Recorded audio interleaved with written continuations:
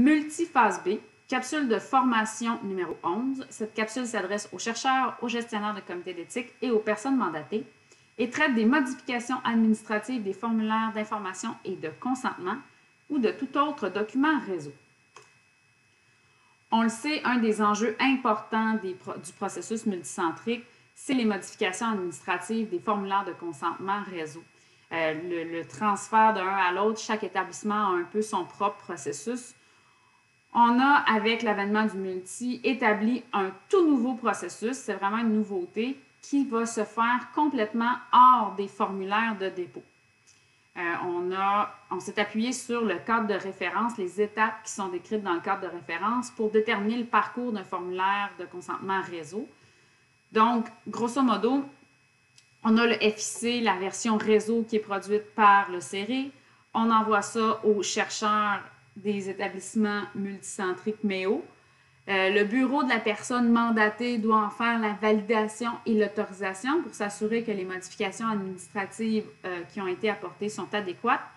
Et la personne mandatée doit retourner l'information au CERI et évidemment retourner une version validée au chercheur local. Donc, le nouveau processus qu'on propose va permettre chacune de ces étapes-là. Essentiellement, le concept, c'est que le formulaire de consentement va voyager d'un porteur à un autre de façon complètement linéaire. Ça va être possible d'avancer ou de reculer dans le processus, mais ça ne sera jamais possible de sauter ou d'éviter une étape ou même de se tromper dans son étape. C'est vraiment vers l'avant ou vers l'arrière, il n'y a pas d'autre choix. Le porteur, qu'est-ce qu'on définit comme étant un porteur du formulaire de consentement? En fait, c'est celui de qui est attendue une action. Donc, si on dit le formulaire de consentement est envoyé au chercheur, il doit faire les modifications, les corrections et ensuite le retransmettre à la personne mandatée. Dans cette situation-là, le chercheur est le porteur du formulaire de consentement. Une fois que le formulaire de consentement va être transmis par l'APM, donc à la dernière étape ici, les fichiers vont devenir visibles dans le projet dans une nouvelle catégorie qui va être nommée « Documents réseau ». Donc, le chercheur local va pouvoir accéder à ces fichiers qui sont autorisés par sa personne mandatée. Le processus va être le même que ce soit un document initial ou un document issu d'un amendement. Comme on l'a dit, c'est complètement hors de formulaire. Donc, ça ne fait pas d'importance si c'est le premier du projet ou si c'est la 4e fois qu'on fait un amendement dans le projet. Le processus peut être utilisé pour des modifications d'un document, que ce soit autre chose qu'un formulaire de consentement, ça ne change rien non plus.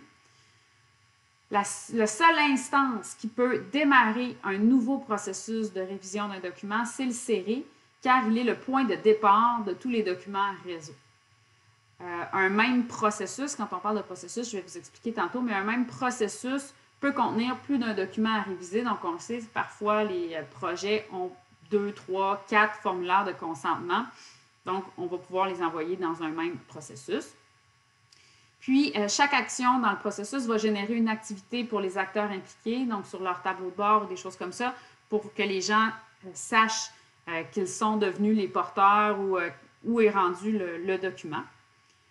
Les différents acteurs impliqués dans le processus sont évidemment les gestionnaires de comités d'éthique du côté CERI, les chercheurs locaux et les bureaux de personnes mandatées locales. Là, il faut faire attention, les gestionnaires de comités d'éthique, donc ceux qui ont l'accès gestionnaire de comités d'éthique du côté MEO, n'ont jamais accès à ce processus-là. Donc, ce n'est jamais via l'accès de gestionnaire CER lorsqu'on est une équipe MEO qu'on peut valider ou entrer, faire une action dans le processus. Très important à avoir ça en tête. Donc, étape par étape. Qu'est-ce qu'on entend par un processus? Donc, suite à l'approbation d'un formulaire de consentement, le CERI produit une version réseau. Là, je fais mon exemple avec un formulaire de consentement parce que c'est ce qui est le plus évident, mais ça peut être n'importe quel document, je vous le rappelle. Donc, le CERI va produire une version réseau qui peut être modifiable par les établissements. Ensuite, le CERI, qui est actuellement le porteur, parce que c'est lui qui détient le document, va démarrer un nouveau processus. Lors du démarrage du processus, il va devoir joindre les nouveaux fichiers ou mettre à jour des fichiers existants. Donc, si on est dans le cas d'un amendement, par exemple, et qu'on dit, bien, c'est le formulaire de consentement principal du projet qui a été amendé, on peut aller indiquer que c'est une mise à jour de ce document-là. Prenons l'exemple que c'est un formulaire initial. Donc, on joint les nouveaux fichiers et on sélectionne les sites qui doivent recevoir les fichiers à transmettre. Donc, si on a des établissements, par exemple, qui ne sont pas encore autorisés ou qui, bon, pour n'importe quelle raison, ne font pas encore partie du processus, on pourrait choisir de les exclure de cet envoi-là. Quand on fait ça, on démarre un processus, en fait, ça crée un tableau. Chaque nouveau processus crée un nouveau tableau. Puis ce tableau-là permet de renseigner le gestionnaire du comité d'éthique sur qui est le porteur à chacun des établissements. Et ce tableau-là donne aussi accès à chacun des fichiers transmis. Donc, la prochaine étape, le CERE a transmis ces choses. L'équipe de recherche locale, MEO, reçoit le fichier, doit les mettre à jour et les retransmettre au porteur suivant.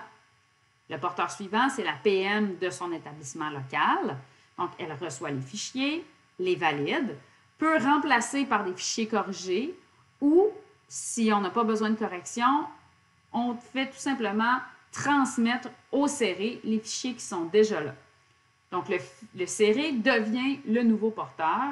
Il reçoit les fichiers pour cet établissement-là et il doit finaliser le processus.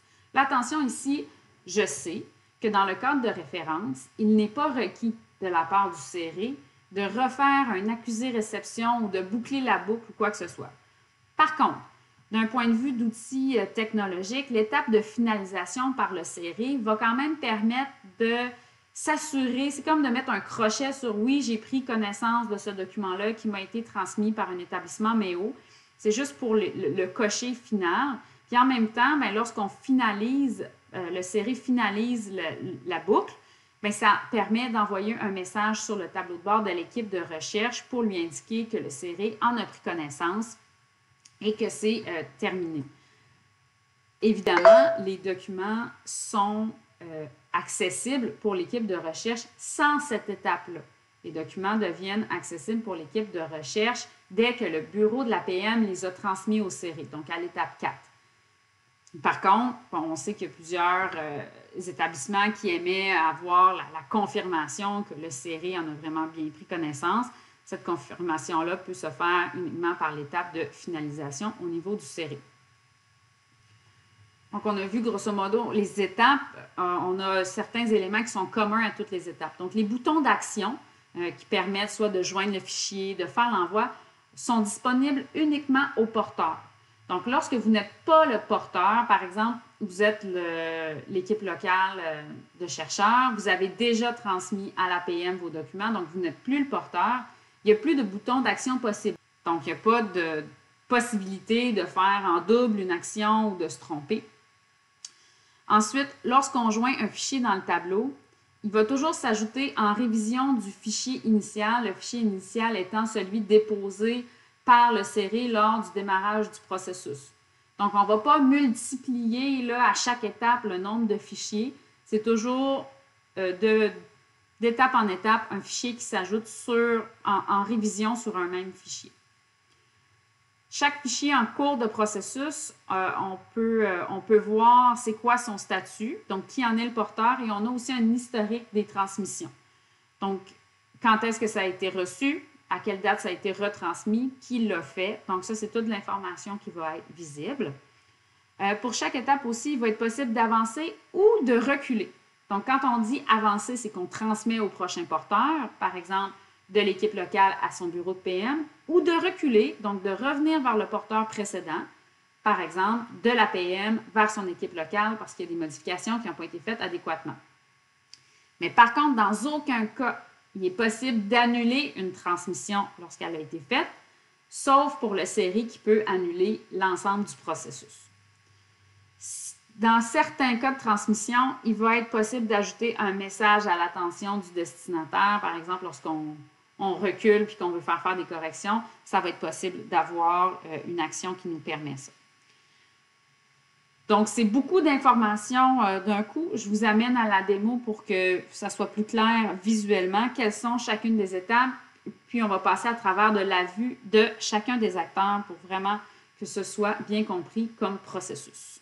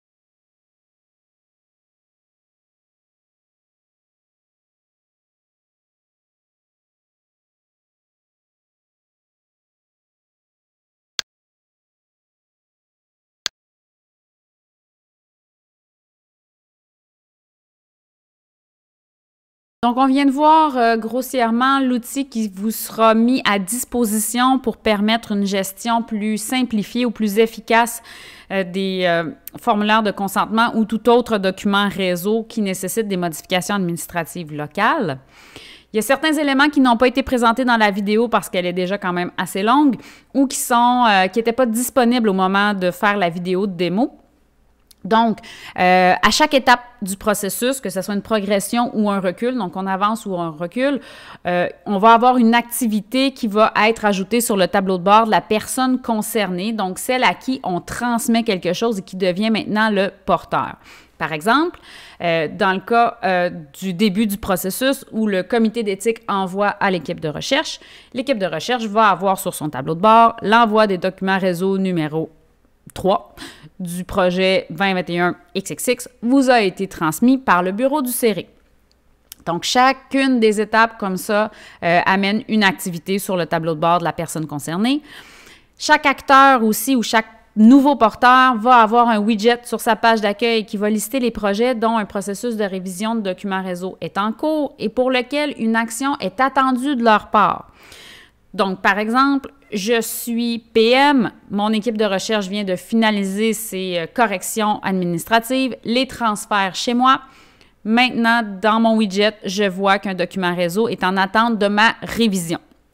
Même chose si c'était, par exemple, le chercheur à qui le chercheur a transféré quelque chose à la PM juge que ce n'est pas satisfaisant, le retourne au chercheur. Le chercheur a un widget sur sa page d'accueil qui lui permet de voir qu'une révision est attendue de sa part. Le comité d'éthique, la même chose. Pour l'ajout des documents réseau, dans la démo, on a vu qu'il fallait aller parcourir dans notre ordinateur et choisir un document réseau à ajouter. Très bientôt, il sera possible de choisir un fichier déjà existant dans les fichiers du projet pour pouvoir l'ajouter dans le processus. On va aussi avoir la possibilité de supprimer des fichiers ou des révisions de fichiers s'ils n'ont jamais été envoyés. Par exemple, on commence un nouveau processus où on veut mettre des nouveaux fichiers, on se trompe, on peut l'effacer tant qu'on ne l'a pas envoyé. Par contre, si j'ai mis à jour un document, je l'envoie à l'équipe de recherche. L'équipe de recherche me contacte pour me dire « Je crois que c'est un document erroné, j'ai reçu une recette de biscuits. » Le comité d'éthique ne pourra pas effacer ce document-là, mais pourra mettre à jour par-dessus une révision adéquate. Donc, comme ça permet d'avoir vraiment un bon audit toujours de ce qui a été transmis sans que rien ne soit effacé. Pour toute question ou demande de support, n'hésitez pas à nous contacter à l'adresse que vous voyez à l'écran.